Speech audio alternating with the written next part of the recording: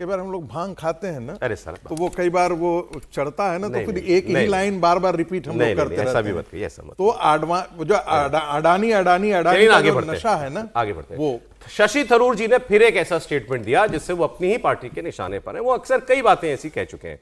अब उन्होंने इस बार ये कहा कि विदेश नीति किसी पार्टी की नहीं होती, विदेश नीति देश की होती है, और अगर कोई व्यक्ति अपने प्रधानमंत्री की हार पर खुशी मनाता है तो वो वाकई भारत की हार पर जश्न मना रहा होता है। ये उन्होंने कहा कि मान लीजिए साहब, जैसे मतलब ट्रेड वॉर चल रही है, अमेरिका ने आप पे टैरिफ लगा दिया, तो कोई खुश हो इस बात पे कि मोदी पिट गया या ट्रंप से, मोदी जवाब नहीं दे पाए, मान लो कोई ऐसी बात कहता है और कोई उस पर खुश हो, तो थरूर ने कहा कि ये देश का मामला है और विदेश नीति का मामला है। विदेश नीतियां तो इन कंटिन्यूम चलती है, एक सरकार से दूसरी सरकार को बेटन हैंडओवर होता है, कोई हर सरकार आती है विदेश नीति नहीं बदल देती है।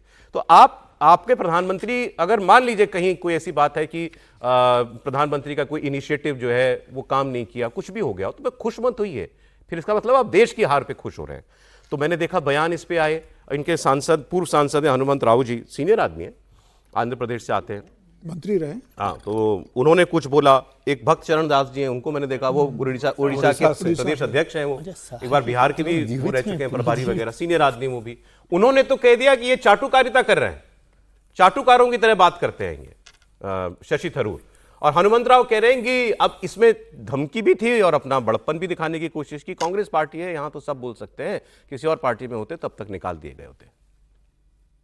हमारे पर मोर डेमोक्रेसी सभी बोलते रहते हैं, हमारे पास का जैसा है क्या कर, दूसरी जगह कुछ बोले तो इमीडिएट एक्शन लेते, हमारे पास लेते मोर डेमोक्रेसी है तो बोले उनका एक सोचूंगा, मगर पार्टी का सोच नहीं है। मैं बोल रहा हूँ प्रधानमंत्री जब एक सुई भी तैयार नहीं होता था हिंदुस्तान में, आजादी के बाद जब प्राइम मिनिस्टर बना, देश को पंचवर्ष प्रणाली का बनाया, डैम बनाया, पूरा BHEL जैसा इंडस्ट्री से आए, अब उनको भी अपमान कर रहे हैं। और आखिरी में जाति पिता कौन बोले, सुभाष चंद्र बोस बोला, उस वक्त तो उनका सोचना अलग था, इनका सोच, उन्होंने तो बराबर सिपाहियों को तैयार करना, ब्रिटिश से लड़ना बोला, इन्होंने बोला नहीं अहिंसा से मैं जाति पिता बोले, सो वाले को भी अपमान कर रहे ना।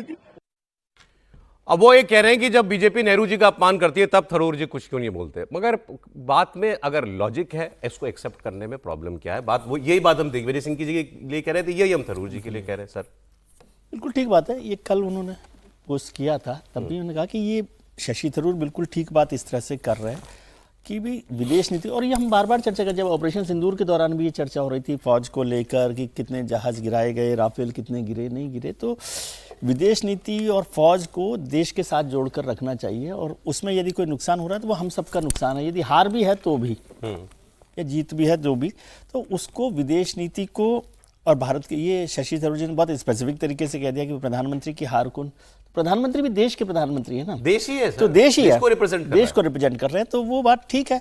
लेकिन अब शशि थरूर बोलते, शशि थरूर से कांग्रेस परेशान हो गई है, तो निकाल दे। नहीं तो वो कह रहे खुद क्यों नहीं जा रहे हैं आप, जब आपको इतनी पसंद नहीं है पार्टी।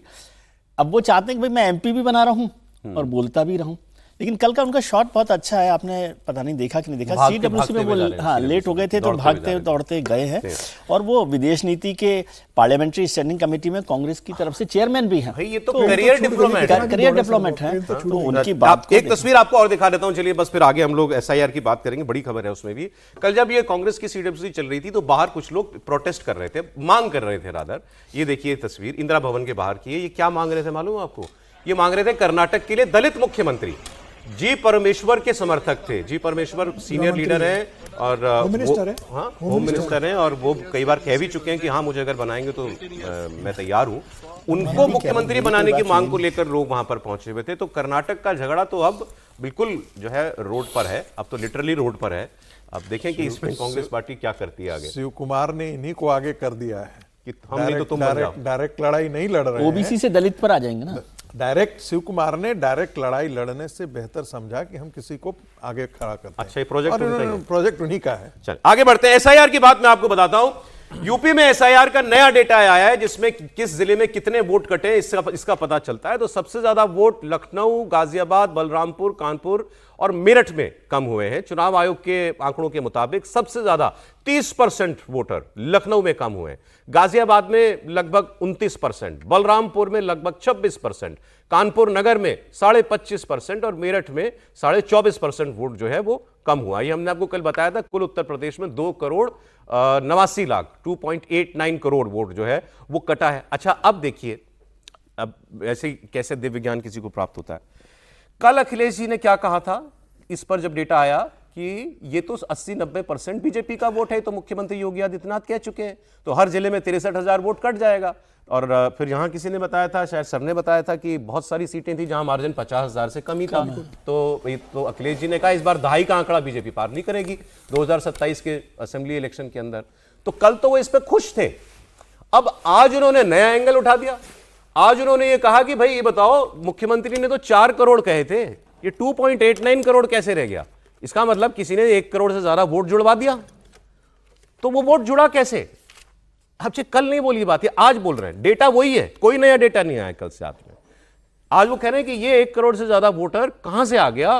किसी ने देखा लाइनों में लगते हुए लोगों को फॉर्म भरवाते हुए? अपना नया वोट बनवाने के लिए एक फॉर्म लगता है, कहीं किसी सीसीटीवी में दिखा कि भीड़ की भीड़ आ रही है कि हमारा वोट बनना है, हमारा वोट बनना, हमने तो नहीं देखा। तो वो पूछ रहे हैं कि ये किसके कर कमलों द्वारा हुआ है? वो चुनाव आयोग को कह रहे हैं। त्रिपाठी जी, देखिए, उसी कर कमल के द्वारा हुआ है जिस कर कमल के द्वारा अखिलेश जी ने SIR का फॉर्म BLO के साथ भरा। यानी जिसका वोट है उसी के कर कमलों के द्वारा ये हो रहा है। और सचमुच ये बड़ा विचित्र सा दिखा कि कल तो कह रहे थे कि सब ठीक हो गया, 61,000 हर कॉन्स्टिट्यूंसी में कट गए, तो अब तो भाजपा हार जाएगी। और हार क्या जाएगी, अब तो फिर एकदम ही खत्म हो जाएगी। और आज अचानक सो के उठने के बाद फिर उनको दिव्य ज्ञान प्राप्त हुआ।